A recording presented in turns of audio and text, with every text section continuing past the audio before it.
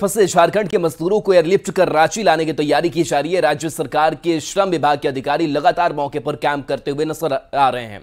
मजदूरों को एयरलिफ्ट कर रांची लाना तभी संभव होगा जब वे मानसिक रूप से पूरी तरह से स्वस्थ घोषित किए जाएंगे। इस पूरे मामले में न्यूज 18 रांची संवाददाता ने ज्वाइंट लेबर कमिश्नर राजेश प्रसाद से फोन पर बात की।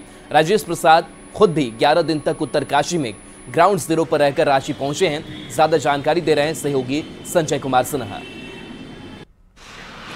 उत्तरकाशी के टनल में फंसे झारखंड के मजदूरों को एयरलिफ्ट कर रांची लाने की तैयारी चल रही है। बाकायदा श्रम विभाग के अधिकारी भी ग्राउंड जीरो पर मौजूद हैं, लेकिन मजदूरों को एयरलिफ्ट कर लाना तभी संभव हो पाएगा जब वो फिजिकली फिट घोषित किए जाएंगे स्वास्थ्य परीक्षण में। हमारे साथ फोन पर इस समय ज्वाइंट लेबर कमिश्नर राजेश प्रसाद मौजूद हैं, जो कि 11 दिन ग्राउंड जीरो पर रहकर आए। हम सही जानेंगे कि सर, आपने वहाँ कब से कब तक रहे? सर, आप वहाँ? हम लोग 13 नवंबर को वहाँ पर गए थे और 23 नवंबर को लौटे हैं और दूसरी टीम वहाँ पहुँच चुकी है। तो सर, ऐसी स्थिति में जब वहाँ से मजदूर निकलेंगे, सभी 41 मजदूर, तो क्या तैयारी है सर वहाँ पर? उत्तराखंड सरकार ने वहाँ पर एम्बुलेंस तैनात करके रखा है। सभी 41 मजदूरों के लिए 41 एम्बुलेंस वहाँ पर ग्राउंड जीरो पर तैनात है और एयरलिफ्ट करने के लिए भी वहाँ व्यवस्था की हुई है।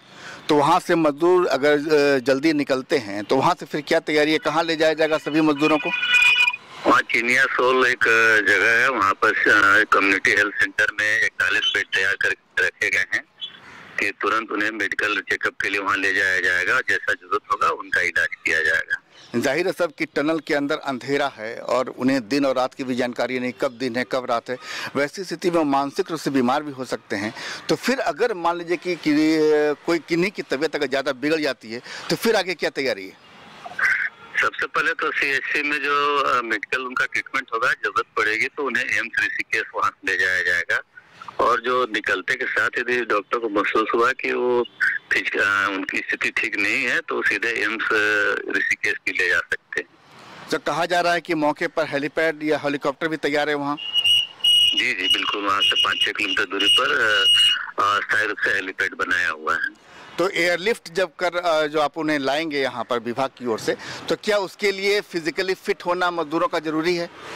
ये तो स्वाभाविक है कि आप फिजिकली फिट है तभी आप एयरलिफ्ट हो पाएंगे। दूसरी बात यह है कि आपकी इच्छा भी होनी चाहिए कि मजदूर यहाँ आना चाहें, उन्हीं को हम लोग झारखंड लाएंगे। साफ मालूम चलता है कि जो पलायन का दर्द है राज्य में, वो पलायन का दर्द किस तरीके से बाहर जो मजदूर जाते हैं वहाँ फंस जाते हैं।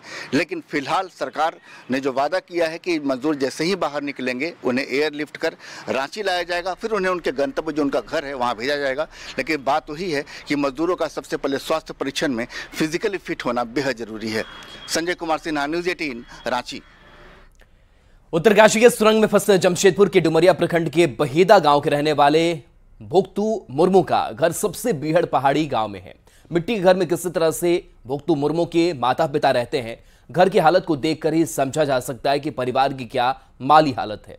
2 वक्त की रोटी कमाने के लिए भोक्तू मुर्मू काम के लिए उत्तरकाशी गया था और वहां सिलक्यारा सुरंग हादसे में फंस गया।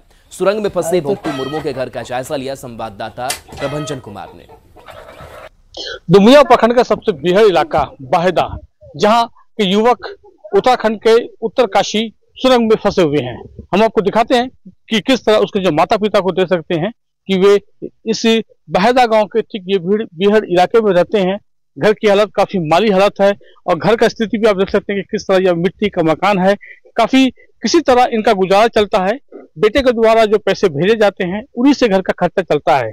पिता और माँ यहाँ पर देख सकते हैं कि इस मिट्टी के घर पे किस तरह वे जिंदगी जीते हैं और अपने पुत्र का जो फोटो आप देख सकते हैं कि वे एक बक्से से अपने पुत्र का फोटो खोजने का प्रयास कर रहे हैं।